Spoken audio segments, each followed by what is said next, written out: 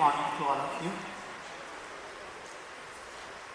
I am thankful to Indian Society of Anesthesiologists, Gujarat State Branch, for inviting me to talk to these experts in anesthesiologists. I have nothing to do with anesthesia except I am a physiologist, but then I practice hypnotherapy, clinical hypnosis, and we do hypnoanesthesia and we do hypnoanalgesia. Anesthesia I have never done actually. My students are practicing hypnoanesthesia, but I have never done. I do hypnoanalgesia in many clients, and it gives wonderful outcome in chronic patients, chronic pain patients.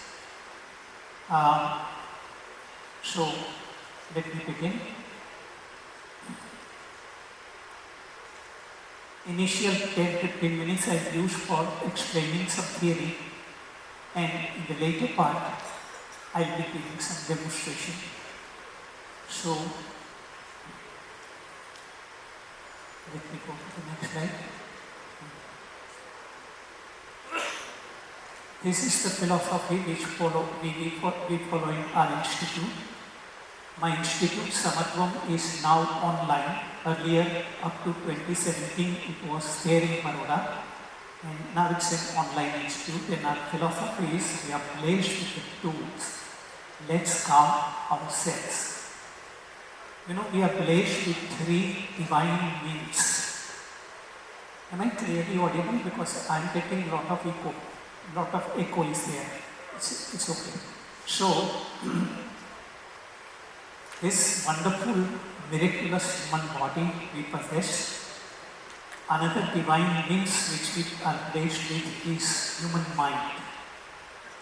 Scientists today say that we cannot measure what's the capacity, what the potential of human mind.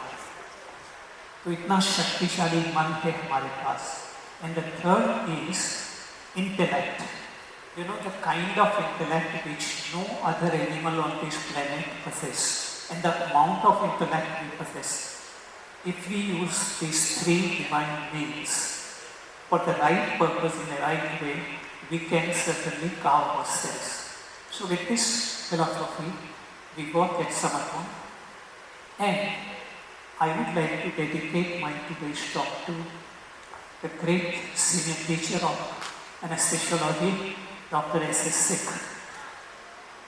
How I was connected, I worked in Jamnagar. I started my career in Jamnagar when he was heading the Jamnagar anesthesiology department.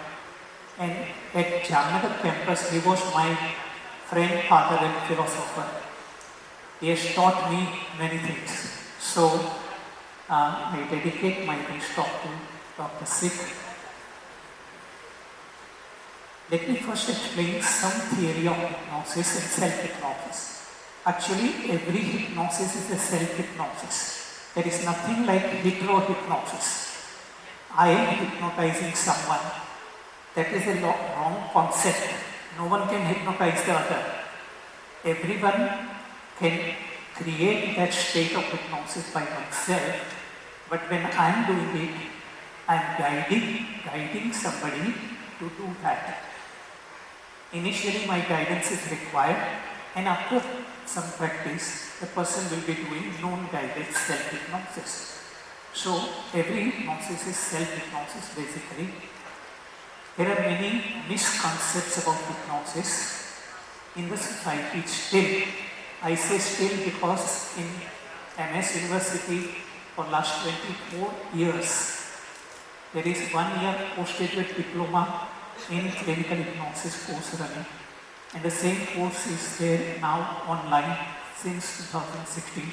But still there are many parts of the country this science is absolutely unknown.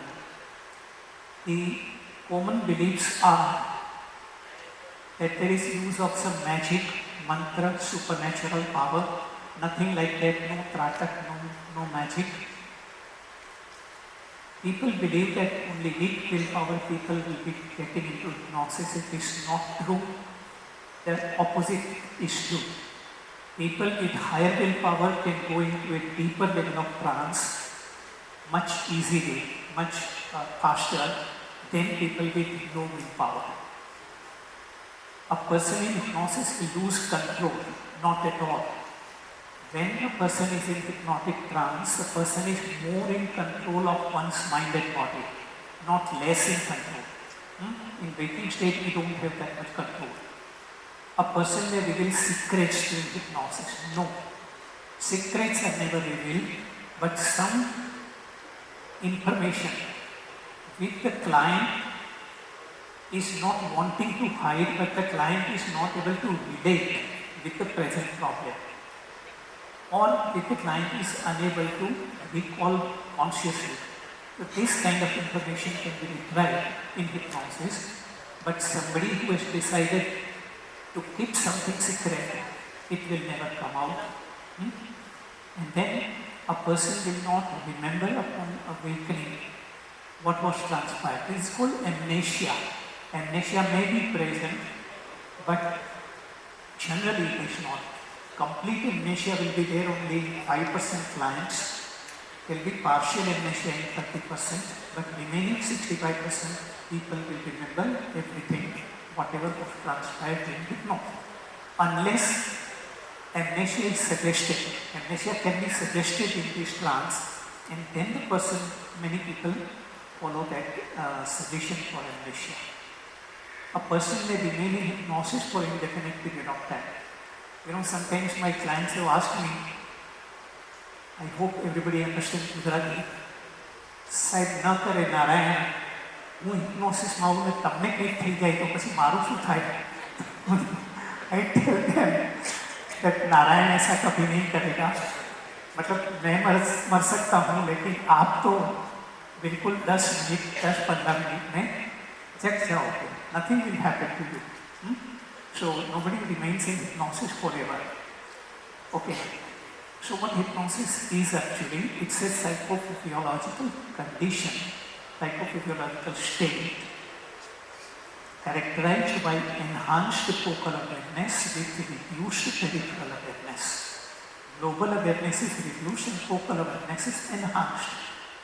Just like when you are engrossed in watching some good show on TV, your child is calling, you are not attending, your coffee mug is getting cool, you are not aware of that. So that kind of state. We go into the hypnotic state during day-to-day life many times. By listening to some good orator, most of the people go into that state. So it is that, or the state which Arjun got when he was asked to take target at the bird's eye. The Dronacharya is asking, what do you see? He is saying, only the eye of the bird. So that's the hypnotic state, self-hypnotic state. It is very natural and we all have experienced it. We experience it in day-to-day life many times. There is a reduced critical analytical stereotype information processing which we relate with the left brain mainly. The left brain function is little bit suspended and the right brain function is enhanced. There is enhanced uncritical, holistic, intuitive, creative information processing that is enhanced. There is alteration in perception, mood and memory. So that is what we are going to use. Alteration in pain perception is possible. Pain can be increased, pain can be reduced also. Similarly, mood and memory can be altered. And there is decrease in muscle tension and decreased movements. And there is intense and sensitive relatedness with the operator.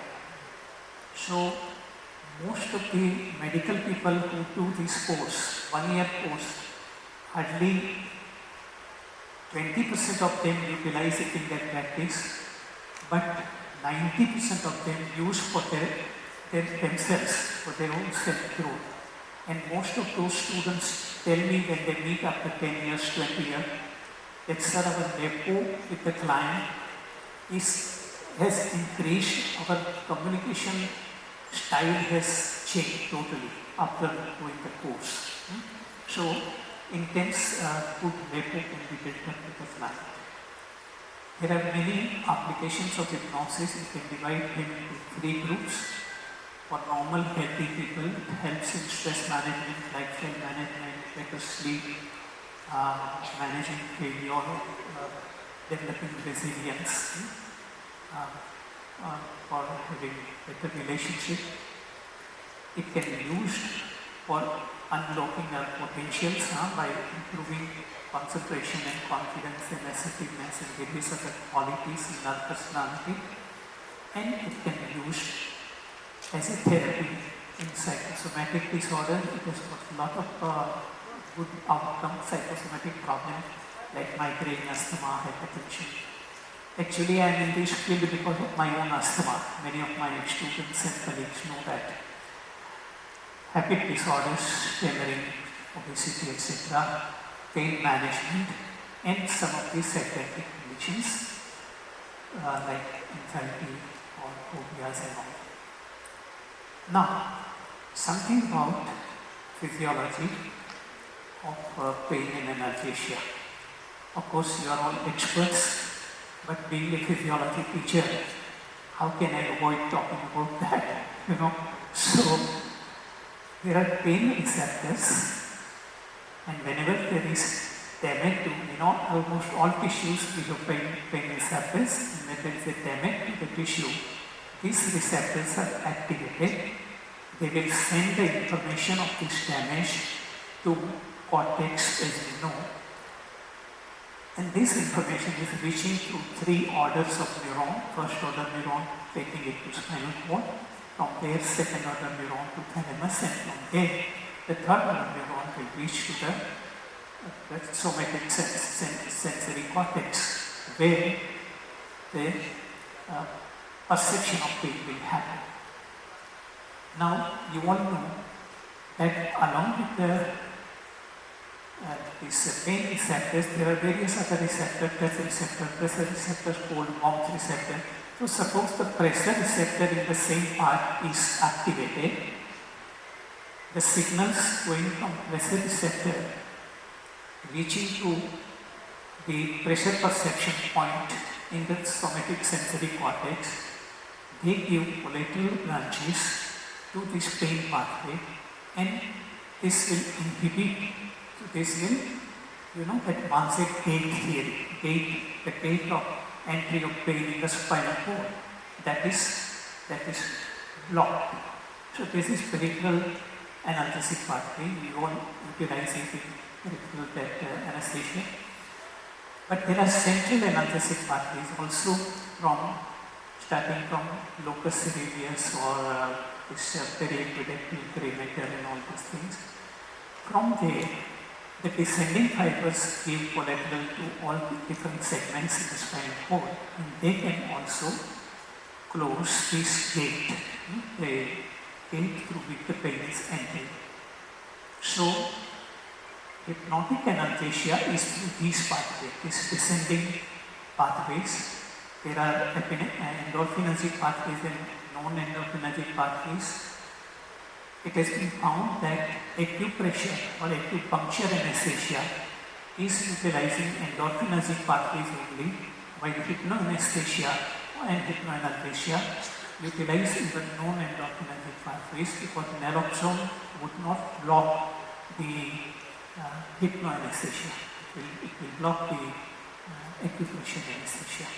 So, this is the physiology. We work through these descending pathways.